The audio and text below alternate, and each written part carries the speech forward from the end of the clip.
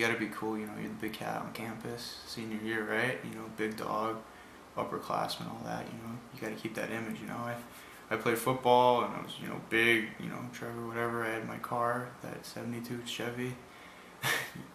Yeah, image you gotta keep going, you know, and that's tough, you know. It was a lot of drama, a lot of losing the friends. I think everybody kind of knew who I was, and they kind of knew a little bit about me. I'm like, oh yeah, he's that senior kid who, you know, he's friends with the drama group and he's on Comedy Sports, kind of. But I don't think anyone could really go into detail about me. I was definitely targeted. I mean, people would tell me, oh, you're really religious, or like, you're the religious girl. I was well liked, I know that, you know, because everyone's like, oh, hey Trevor, how you doing? Hey. But, you know, that's all it was. A lot of acquaintances, not many friends. And, you know, that's fine for some people, but that didn't really work for me. In late November of that year, I think it was 2010, my aunt passed away within the course of 24 hours and no one saw it coming. And it wasn't so much as her passing, but how I experienced it personally. For instance, while I did consider her my closest relative, I felt like I could tell her everything, and I always went to her for everything. She was like my rock. I was there physically. I was like 10 feet away from her when I heard her flatline, and it was like really, really graphic for me, and it made me really, really distant from everybody at school. I think that along with that came this mentality that I was judgmental, which was not accurate. My best friend's gay, and according to a lot of people, that would mean that as a Christian, I wouldn't hang out with her, I wouldn't talk with her, I wouldn't love her, and all of those things are very false. She's my best friend, and I would never, ever, ever do anything to anyone of any different belief system, of any different background, to hurt their feelings or be judgmental.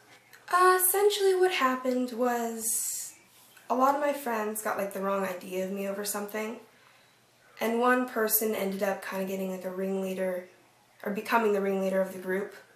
Everyone kind of like turned against me, listened to her, kind of like a girl thing, but they all ended up listening to her and I lost all my friends. The situation at home deteriorated, family life grew hostile, everyone was angry.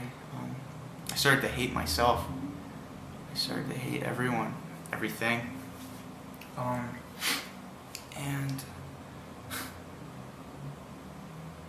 you know, everyone talks about, you know, depression during high school, and it's pretty normal, I guess, you know, around here, but I was really depressed, and I never felt that before. For the first time, I didn't know who I was. I hated myself, I hated everyone, and, you know, I found I was having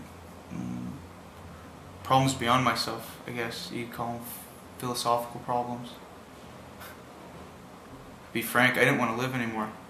I was suicidal, and it wasn't a big dramatic thing, you know. It was something I kept internally, and I tried to process all this information, you know. Why do I want to live?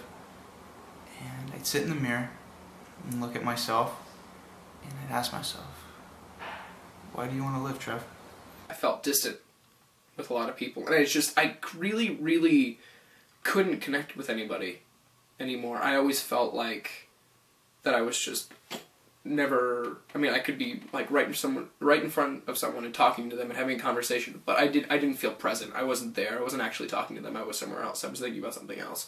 And it was that traumatic moment of my aunt passing that I think really kind of had an effect on my emotions, like me mentally, where it cut off my emotion, and I kind of was in this kind of numb state. And I'm proud of the fact that I have a strong faith, and I definitely am a practicing Christian, and I love God, and that's definitely a core part of who I am, but that doesn't mean that I A, have the right, or B, need to push my views down anyone's throat. There's a lot of hurt. There was a lot of hurt. I spent a lot of days at home, not really talking to a whole lot of people. It didn't feel good at all. I realized I had one of three options. I could kill myself and be done with it. Or I could live as most do, live a life of materialism, keeping everyone at an arm's distance, never loving, just gaining things, gaining stuff. Or I could choose life. I could be the man I wanted to be. When my aunt died that entire, couple of months, I was just this very happy person. It's like even though I was hurting so much inside that I just put the smile on, and I just kind of like went through the day just like everything was going perfect, like I won the lottery, and everything was fine. And it was almost because if I couldn't make myself feel happy, that at least maybe I could put on this act to make others feel happy. It's like, oh God, Garrett's in such a good mood. I feel good right now. I mean, he's like, the smiling is contagious. And in the end, they literally told me that they would just agree to disagree. I'm a very open person, and I pride myself on breaking those stereotypes, and I think that I worked really hard in high school to break down those stereotypes of someone who was like overly religious and judgmental and bigoted. I hope that I didn't come off that way. I don't think I did. We're free to try, nothing is guaranteed. You can try whatever you want. You can try to be whoever you want, and that's all I want. And with that, I choose life.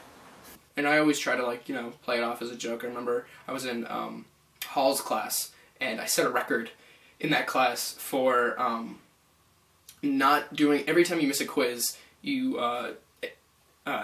doesn't make you make it up. The next time, you make it up, and it's worth double the points.